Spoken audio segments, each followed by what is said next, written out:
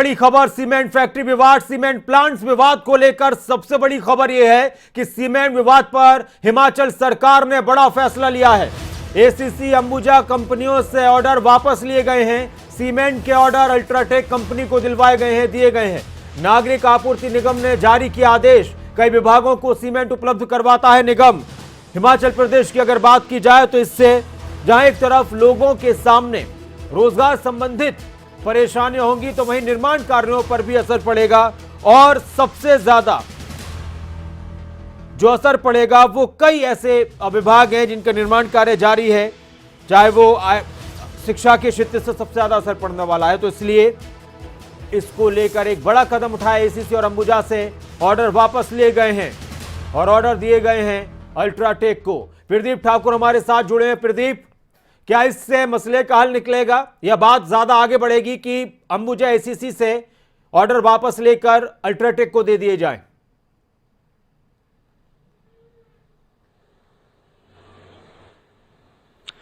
बिल्कुल नासिर, देखिए ये शुरुआती कदम सरकार की तरफ से उठाया गया है और इस वजह से उठाया जाना जो है हम कह सकते हैं कि जरूरी भी हो गया था।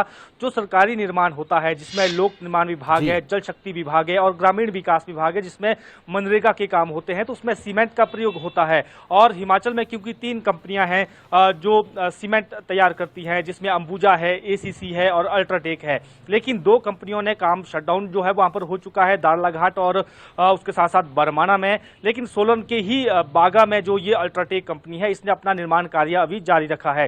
तो ऐसे में काम प्रभावित ना हो, सरकारी क्षेत्र का जो निर्माण कार्य है, कोई बिल्डिंग बन रही है, कहीं सड़क बन रही है या फिर मनरेगा के तहत कोई काम हो रहे हैं, वो प्रभावित नहीं होने चाहिए। क्योंकि इन विभागों को जो सीमेंट की सप्लाई है वो नागरिक आपूर्ति निगम करता है। इन कंपनियों से वो सीमेंट खरीदता है और इनको उपलब्ध करवाता है विभागों को। तो अभी तक कोई सरकारी क्षेत्र में निर्माण कार्य प्रभावित ना हो, इसलिए जो अभी तक जो ऑर्डर दिए गए थे इन दोनों कंपनियों को, चाहे एसीसी की बात करें या अंबुजा की बात करें, उसको डाइवर्ट किया गया है अल्ट्राटेक की तरफ। और इसको लेकर पत्र भी लिखा गया है नागरिक आपूर्ति निगम की तरफ से तीनों विभागों को, जिसमें खासतौर पर लोक निर्माण विभाग की बात करें उसके चीफ इंजीनियर को लिखा गया है पत्र। उनके साथ साथ जल शक्ति विभाग के चीफ इंजीनियर को भी पत्र लिखा गया है। ग्रामीण विकास विभाग के जो निदेशक है उनको भी पत्र लिखा गया है कि अब हम जो सीमेंट की सप्लाई है वो अल्ट्राटेक से करने जा रहे हैं, क्योंकि दोनों कंपनियों ने शटडाउन किया है और जब तक स्थिति सामान्य नहीं होती है तब तक ये चीजें की जाएगी। मुख्य सचिव की अध्यक्षता में भी इस पूरे मसले को लेकर बैठक हुई, उसके बाद ये निर्णय लिया गया था, क्योंकि सरकारी क्षेत्र का काम किसी प्रकार से रुकना नहीं चाहिए। हालांकि विवाद लगातार बढ़ता जा रहा है और इस बीच राज्य सरकार की तरफ से जो कंपनी है जिसने ये दोनों कंपनियों को आप कह सकते हैं कि एक का ही मालिकाना हक है, अडानी का, तो मैनेजमेंट को एक पत्र जो है राज्य सरकार की तरफ से भी पिछले कल लिखा गया था कि क्या आप इन प्लांट को चलाना चाहते हैं या बंद करना चाहते हैं, उसका जवाब उनसे मांगा गया है। तो ऐसे में अब जिस तरह से गतिरोध बना हुआ है, ये जो डेडलॉक है ये किसी तरह से खत्म हो, इसको लेकर प्रयास सरकार के स्तर पर शुरू हो चुके हैं। आज भी जो मीडिया एडवाइजर टू सीएम हैं उनकी तरफ से भी कहा गया कि 1-2 दिन में हमें उम्मीद है कि कोई रास्ता निकलेगा, क्योंकि माल भाड़े का सबसे बड़ा इसमें जो एक विवाद चल रहा है और जो कंपनी है वो मांग कर है कि जो 2005 में माल भाड़ा था उसके हिसाब से ही इस वक्त माल भाड़ा वसूला जाए और उसके बीच में कोई ऐसा मध्यस्थता हो, कोई ऐसा बीच में कॉन्ट्रैक्ट जो ऑपरेटर्स हैं और कंपनी है उनके बीच में हो जाए ताकि उनका प्रोडक्शन कॉस्ट लगातार बढ़े। इस वक्त एक बड़ी बात यह है कि एक बैठक हुई सोलन में, ट्रक ऑपरेटर्स और प्रशासन के लोग भी थे और जो फैक्ट्री प्रबंधन के लोग थे उनके बीच में, लेकिन कोई बातचीत का नतीजा नहीं निकला, सिरे नहीं चल पाए। दोनों अपनी अपनी बातों पर कि एक तरफ ट्रक ऑपरेटर्स कह रहे हैं कि भाई जो वर्तमान रेट है वही दो, तो वहीं फैक्ट्री वाले कह रहे हैं कि 6 रुपए के हिसाब से लो किलोमीटर प्रति किलोमीटर। तो ऐसे में अगर जिदों की बात आती है और फैक्ट्री का कामकाज नहीं चलता, प्लांट बंद होते, तो ये कितना प्रभावित करेगा हिमाचल प्रदेश में लोगों को और कामकाज को?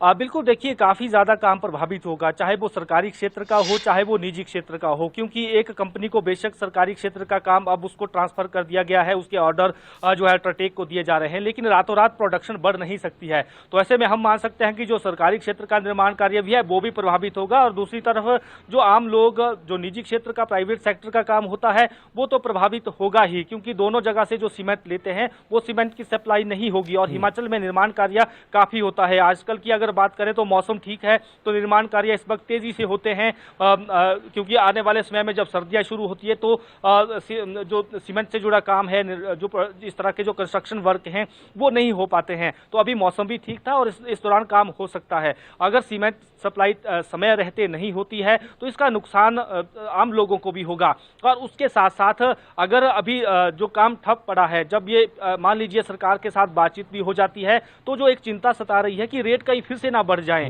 लोगों को भी इस बात की चिंता सता रही है कि घाटा पूरा करने के लिए कहीं कंपनी रेट ना बढ़ा दें, और बीच का रास्ता क्या निकलता है ये तो एक अलग से विषय है। लेकिन जिस तरह से दोनों जिलों को, बिलासपुर को भी और सोलन जिला के जो डीसी हैं उनको कहा गया था कि आप ऑपरेटर्स और मैनेजमेंट के साथ बात करें, लेकिन पिछले कल भी हम बात करें उसका भी कोई हल नहीं निकला है, और लगातार जो बातचीत हुई है उसका कोई हल नहीं निकला है। अब इंतजार किया जा रहा है कि मुख्यमंत्री जब हिमाचल लौटेंगे तो मैनेजमेंट किस स्तर पर उनसे मैं आता हूं आपके पास। प्रदीप, हमारे साथ जगत सिंह नेगी जी जुड़ चुके हैं, कांग्रेस के विधायक। नमस्कार नेगी जी, स्वागत है खबरें अभी तक पर।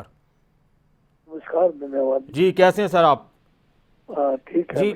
नेगी जी, एक बड़ा मुद्दा आप लोगों के सामने आ चुका है, ट्रक ऑपरेटर्स का, सीमेंट प्लांट्स का। किस तरह से सुलझाएंगे? सरकार पर अब विपक्ष की तरफ से भी हमले किए जा रहे हैं कि इतना बड़ा मुद्दा है और पूरी सरकार दिल्ली में है। नहीं, सरकार दिल्ली में तो जो है किसी एक मकसद के उस पे गई है जी। तो जहाँ सीमेंट की ये फैक्ट्रियां बंद करने का ये बहुत बड़ी साजिश है। अच्छा। ठीक जैसे ही कांग्रेस की सरकार बनी उसी दिन जो इन्होंने रेट बढ़ाए सीमेंट के और एक किस्म से ब्लैकमेलिंग करने की कोशिश की है। अच्छा, आप ये कह रहे हैं कि ये सब कुछ हुआ है, अचानक नहीं हुआ, कांग्रेस की सरकार आई है, फिर उस हिसाब से पूरी प्लानिंग के साथ ये किया गया है सरकार के खिलाफ? बिल्कुल, क्योंकि ये जो बहुत बड़ा उद्योगपति जिसने दोनों सीमेंट प्लांट्स को अपने उसमें लिया है अधिकार में, तो ये जो है आप जानते हैं बहुत मित्र है बीजेपी के जी। तो उन्हीं का एजेंडा को आगे कर रहे हैं। हिमाचल में जो है सरकार को किसी तरह से जो है नुकसान पहुंचाने की कोशिश है। लेकिन अब यहां पर लोगों के सामने यह भी प्रदर्शित करना होगा कांग्रेस सरकार को कि आप बेहतर मैनेजमेंट के साथ इस पूरे मसले का हल कर सकते हैं। तो क्या उम्मीद लगाएं कांग्रेस सरकार से?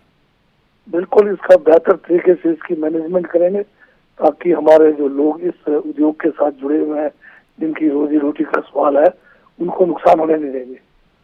नेगी जी, एक और सवाल की आज भी बातचीत हुई थी सोलन में ट्रक ऑपरेटर्स की और सीमेंट प्लांट प्रबंधन की, फैक्ट्रियों के प्रबंधन की, लेकिन कुछ हल नहीं निकला। दोनों अपनी अपनी बातों पर अड़े हुए हैं।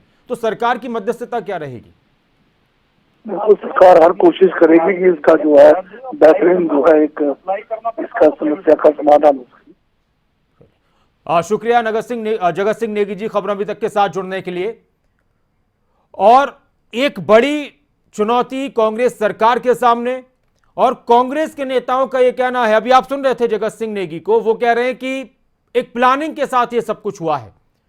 एक तरफ जहां लोगों के रोजगार की बात है, एक तरफ जहां लोगों के सामने।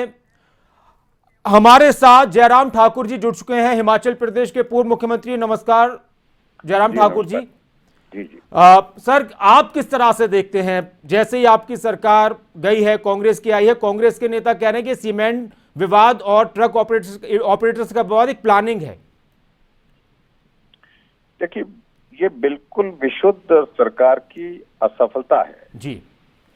इस प्रकार के विषय आज से पहले भी सीमेंट कंपनी की ओर से हमारे सामने आते रहे सरकार के दौरान, और जो ट्रक ऑपरेटर्स हैं वो भी अपनी बात कहते रहे जी। लेकिन दोनों के साथ कोऑर्डिनेशन के लिए हम बातचीत करते थे और उसका कोई रास्ता निकालते थे, और जो रास्ता मान्य होता था उस रास्ते पर जो है वो आगे बढ़कर के काम करते थे। और ना ही हमने फैक्ट्री को बंद होने दिया जी, और ना ही हमने ट्रक ऑपरेटर्स को जो है उनकी जो जेन्युइन मांग थी उनको जो है वो सीमेंट कंपनी को मनमाने तरीके से उनको रोकने दिया। तो इसलिए दोनों के बीच में सामंजस्य बनाने की जो जरूरत है आज की तारीख, तो वो जरूरत आज समझ नहीं पा रही है गवर्नमेंट। और ये थोड़ा मुझे लगता है कि अति उत्साह में एकदम ऐसे कदम उठाने की कोशिश कर रहे हैं जिससे उनको लगता है कि बड़ा उनको एक वो पब्लिक में एक वाहवाही मिलेगी। व्यवहारिक रूप से सोचिए इस बात को कि अगर सीमेंट प्लांट बंद होता है तो कितने लोगों को रोजगार जो मिला है हजारों की संख्या में, उनकी परिस्थिति क्या होगी। और उसके साथ साथ में दूसरा जो प्रोडक्शन बंद हो रहा है उसके कारण जीएसटी का लॉस कितना है, उसके साथ साथ में प्रदेश के लिए और नेशनल लॉस कितना है, इन सारी चीजों को देखना चाहिए होता है। और इसको गंभीरता से वर्तमान सरकार नहीं ले रही है, जिसके परिणाम स्वरूप ये स्थिति है। जयराम जी, एक और फैसला लिया है सरकार ने कि अल्ट्राटेक को दिए सभी ऑर्डर, जो भी ऑर्डर थे, और अपने जो भी विभाग थे सबको पत्र लिखा गया। इस फैसले को आप किस तरह से देखते हैं? देखिए, सारे विषय को लेकर थोड़ा सा अभी मैं पता करूंगा, एग्जैक्टली मुझे मालूम नहीं है क्योंकि हम कहीं टूर पे थे, और इसलिए क्या ऑर्डर्स हैं तो उनको थोड़ा देखेंगे। लेकिन कुल मिलाकर के सरकार का ये पहला कदम ही फेल्यूर है। ये बहुत बड़ा एक ऐसी स्थिति आई है जो सरकार के जो है वो अपरिपक्व होने का जो है वो ये दिखाती है। कांग्रेस नेताओं के इस बयान पर आप क्या कहेंगे कि एक प्लानिंग है ये सब कुछ सरकार को शुरू में इस तरह से परेशान करने की? देखिए, ये सारी राजनीतिक दृष्टि से मुझे लगता है कि इन चीजों को देखने की जरूरत नहीं है। अच्छा, हमारी सरकार हिमाचल प्रदेश में नहीं है वर्तमान कुछ दिनों से, और ऐसे में ये सारी चीजें भी हमारे सिर पर डालना और सरकार के पूर्व सरकार के सिर पर डालना और केंद्र सरकार के इस पर डालना, ये बहुत दुर्भाग्यपूर्ण है। और कांग्रेस की गवर्नमेंट है, उनको अपने स्तर पर अपने प्रदेश के अंदर इंडस्ट्री को कैसे संचालित करना है ये उनका जिम्मा है जी, ये केंद्र का जिम्मा नहीं होता है जी। क्या व्यवस्थाएं देनी है, क्या व्यवस्थाओं में आप लोगों ने नेगोशिएट करना है, किस प्रकार से सारी चीजों को लेकर के आपने उस इंडस्ट्री को कोऑपरेट करना है, ये तमाम सारी चीजें प्रदेश सरकार के अधिकार क्षेत्र की है जी। और इसलिए किसी बेवजह का दोष देते रहना ये उचित नहीं होगा मुझे लगता है।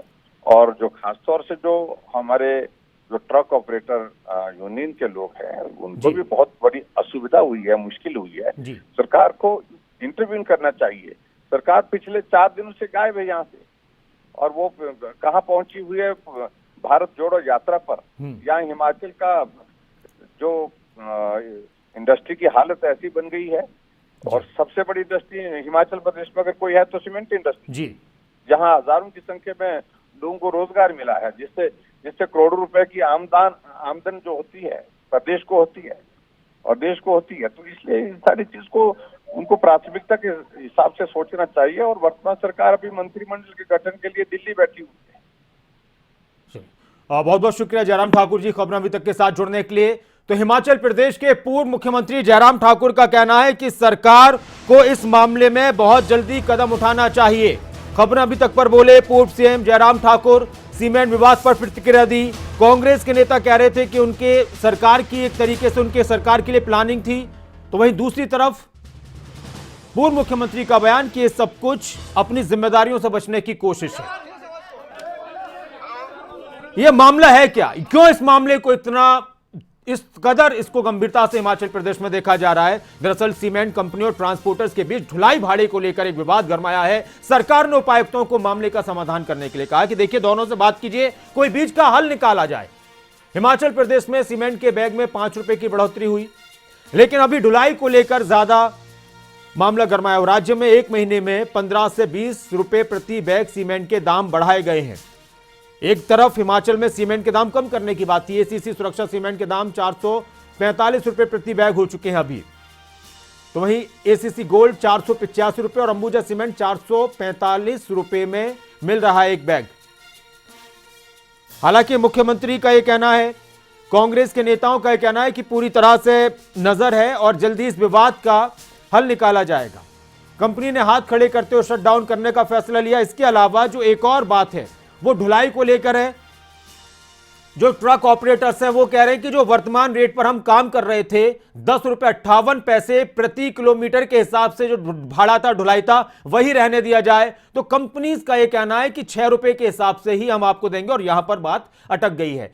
कांग्रेस का यह कहना है, सरकार का यह कहना है कि हम इस पूरे मामले को जल्द सुलझा लेंगे और बातचीत चल रही है। तो वहीं बीजेपी का कहना है कि इस मामले में देरी हो रही है और इससे बहुत ज्यादा प्रभाव होगा, इसलिए जल्द से जल्द नजर बनाकर इसको सुलझाना चाहिए। आप सुन रहे थे पूर्व मुख्यमंत्री को, उन्होंने कहा कि सरकार दिल्ली में 4 दिन से जो हिमाचल की जरूरतें हैं उस पर ध्यान न देकर भारत जोड़ो यात्रा पर ध्यान दिया जा रहा है। तो वहीं कांग्रेस सरकार के नेताओं का यह कहना है, कांग्रेस का यह कहना है कि ये हमारी सरकार को शुरू में ही बदनाम करने की और एक प्लानिंग के साथ ये सब कुछ किया गया है।